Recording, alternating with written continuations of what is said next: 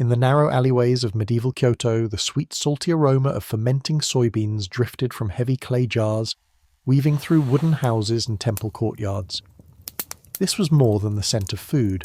It was a symbol of wealth, power, and survival itself. Few today would imagine that soy sauce, so ordinary on modern tables, was once valued more highly than silver.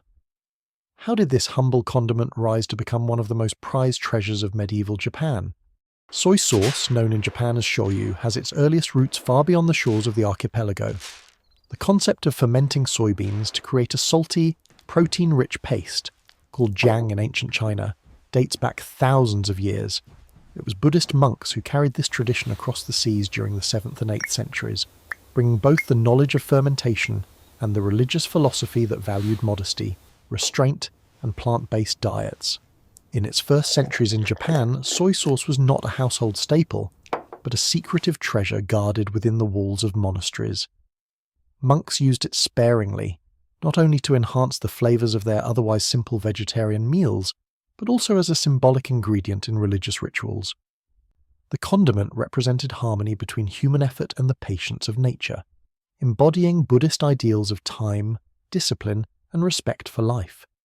From the monasteries, the prestige of soy sauce spread to the imperial court and noble households of Kyoto and Nara. Here, it was never just about taste.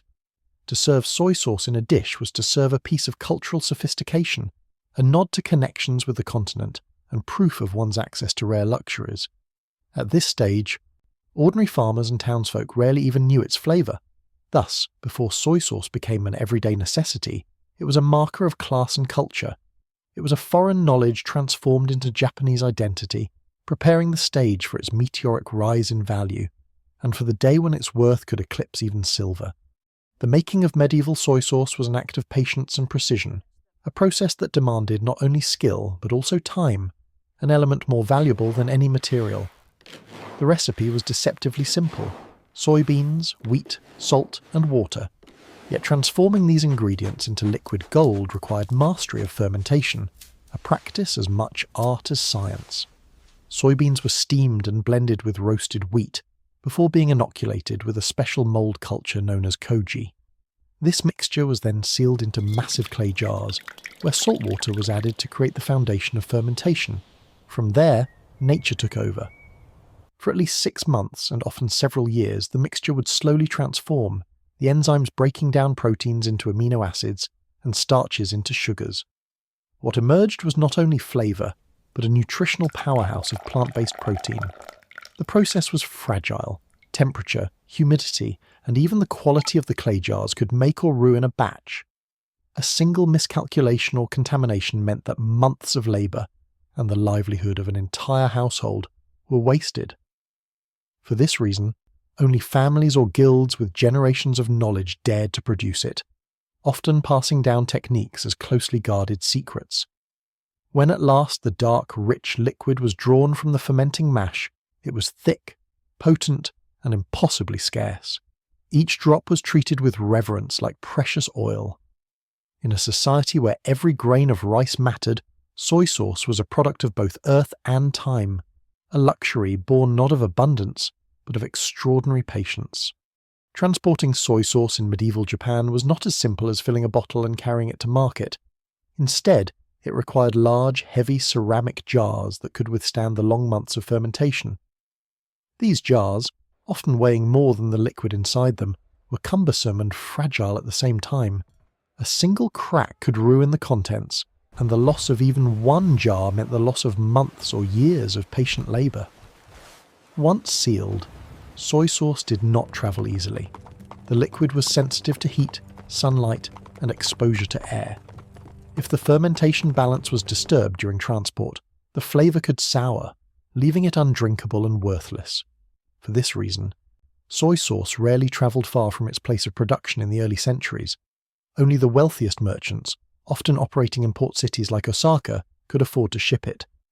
They relied on carefully organised networks of porters, boats, and horses to deliver the jars over difficult terrain. Every stage was a risk. River crossings could smash jars, rough seas could spoil the cargo, and thieves were eager to steal what was as valuable as silver. The very difficulty of moving soy sauce contributed to its exclusivity. For most commoners, it was a luxury too remote to ever taste. For nobles and monks, however, its scarcity only amplified its prestige. The journey of each jar added another layer of value, transforming soy sauce into a symbol of wealth carried across Japan's dangerous roads. Beyond its rarity, soy sauce was treasured because it provided something essential: nutrition. In a society where meat consumption was restricted, partly by Buddhist influence and partly by economic necessity, soy sauce offered a crucial source of plant-based protein. Its amino acids made even the humblest bowl of rice or vegetables richer, more sustaining, and more satisfying. The salty, umami-packed liquid also served a practical role in preservation. By coating fish or vegetables in soy sauce, their shelf life extended, offering a vital advantage in times of scarcity or during long winters. In this way, soy sauce acted both as seasoning and as a safeguard against hunger. Culinarily, it elevated simple food into refined dining. A touch of soy sauce could turn bland grains into a delicacy, or give vegetables depth of flavour that rivaled meat dishes. For aristocrats in the imperial court, this transformation was not merely about sustenance, it was about culture. Serving food seasoned with high-quality soy sauce signalled refinement, wealth, and access to the rarest goods. Even in temples, monks valued soy sauce not only for nutrition but also for its symbolic role. To them, it represented harmony between human labour and natural forces, turning the act of eating into a spiritual experience. Thus, soy sauce was never just a condiment.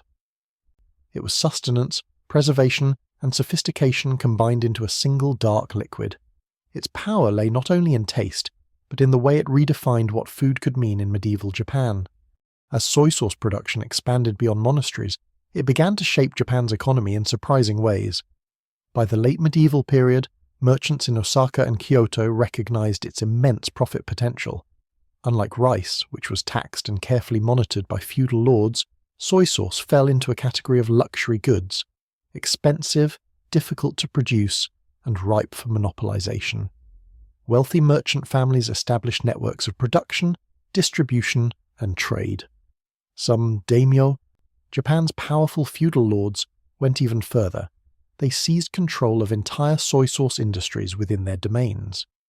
By regulating the supply, they could inflate its price and use it as a tool to consolidate wealth and political influence.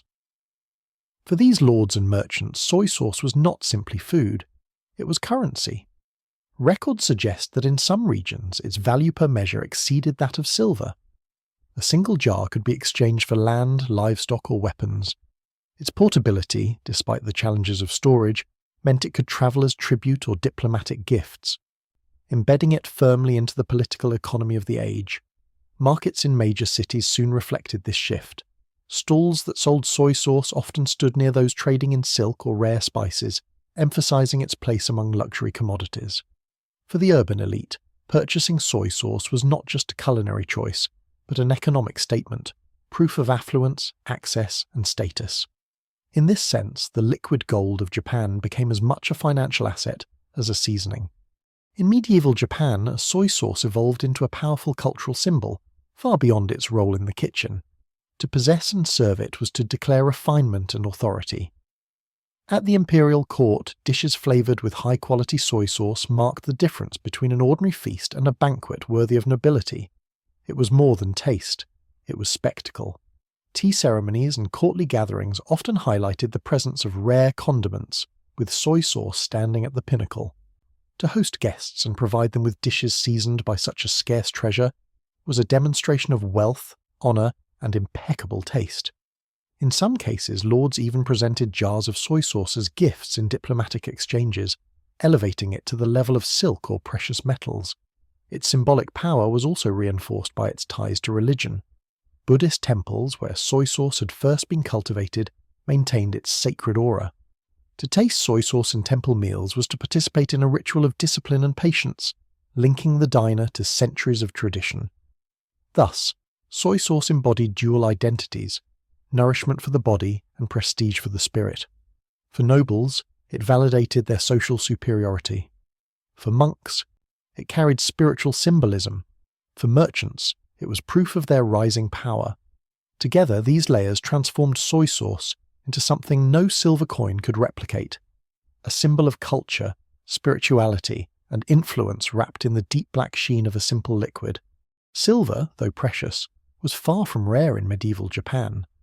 The discovery of rich deposits, most famously the Owami Ginzan mine, turned Japan into one of the world's largest silver producers during the 16th century.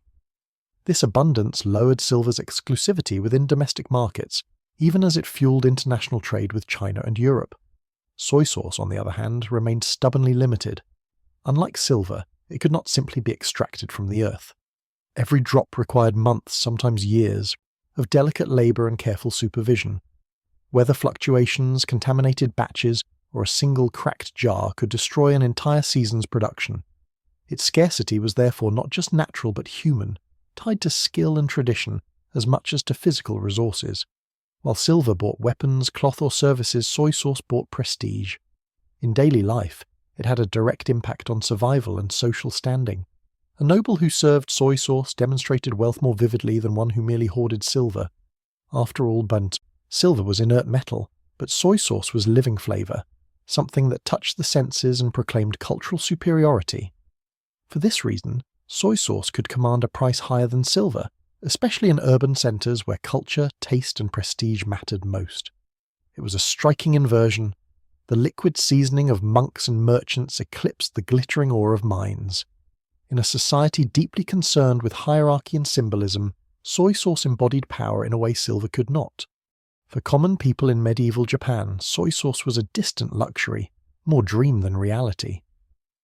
While nobles and merchants enjoyed the thick, richly fermented variety, peasants and townsfolk often encountered only diluted or inferior versions. These cheaper sauces were stretched with water, salt, or leftover mash, bearing little resemblance to the concentrated black gold prized by the elite. Most farming families subsisted on rice, millet, and vegetables, with small amounts of fish when available. To them, soy sauce was a symbol of the world beyond their reach, the glittering courts of Kyoto, the merchant houses of Osaka, the temples of Nara. A taste of authentic soy sauce, if it ever reached them, might come only at festivals or as a rare gift from a landlord. This divide underscored Japan's rigid social hierarchy. The palate itself became stratified. The rich experienced depth and refinement in their meals, while the poor made do with bland staples. Soy sauce thus became a marker of privilege, reinforcing the distance between classes. Yet even the diluted versions carried meaning. They allowed commoners a glimpse, however faint, of a world of sophistication. In this sense, soy sauce functioned almost like silk garments or porcelain bowls, an everyday reminder of what was reserved for those of higher status. The cultural weight of soy sauce was therefore felt by all, even by those who rarely tasted it. Its presence, or its absence, defined social boundaries as clearly as land ownership or titles of nobility. The craft of soy sauce making in medieval Japan was both an honour and a burden. To be born into a brewing family meant inheriting not only a livelihood, but also a tremendous responsibility. The process demanded discipline, and even minor errors. Too much moisture, a shift in temperature, an unclean tool could ruin months of waiting. A spoiled batch was not just a culinary failure, it was an economic disaster that could bankrupt a household. Because of this fragility, knowledge of brewing was treated like treasure. Techniques were kept within families or tight-knit guilds, passed down in whispers from father to son, sometimes even guarded from daughters who might marry outside the clan. The recipes, the timing, the feel for fermentation, all of these were considered secrets as valuable as weapons or land deeds. The brewers themselves often lived with immense pressure. Every successful jar elevated their standing, every failure threatened ruin. The work tied them to the rhythms of the natural world, forcing them to live with patience and humility. They had no guarantee that a season's work would pay off, yet their labour fed the courts, temples, and merchant classes that relied on soy sauce as a luxury. In this way, soy sauce was forged not only from soybeans and wheat, but from human endurance. Behind its deep, savoury flavour lay generations of artisans who lived in the shadow of both prestige and failure, carrying forward a tradition as fragile as it was priceless. Today, soy sauce is so common it sits unnoticed on supermarket shelves, poured casually over rice or sushi. Yet its medieval story reveals something deeper. Food is never just sustenance. In Japan's past, every drop of soy sauce represented labour, patience, and the delicate balance between human skill and nature's forces. What made soy sauce worth more than silver was not only scarcity but meaning. It was tied to spirituality in monasteries, to prestige in noble courts, to power in merchant houses, and to longing in the homes of commoners. Each layer of its history reflects the human desire to transform the ordinary into the extraordinary.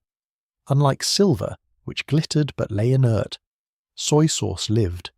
It changed, aged, and ripened, carrying within it the story of those who crafted it and those who consumed it. It was at once nourishment and narrative, proof that time and patience could elevate a humble bean into a treasure more valuable than metal. When we drizzle soy sauce today, we are touching the echo of this past. We inherit not just a taste, but centuries of discipline, secrecy, and resilience. The black gold of medieval Japan reminds us that true value often lies not in rarity alone, but in the human devotion that creates and sustains it. Soy sauce's story, then, is not merely culinary, it is profoundly human, reminding us that every meal we share is also part of a long history of survival, culture, and meaning.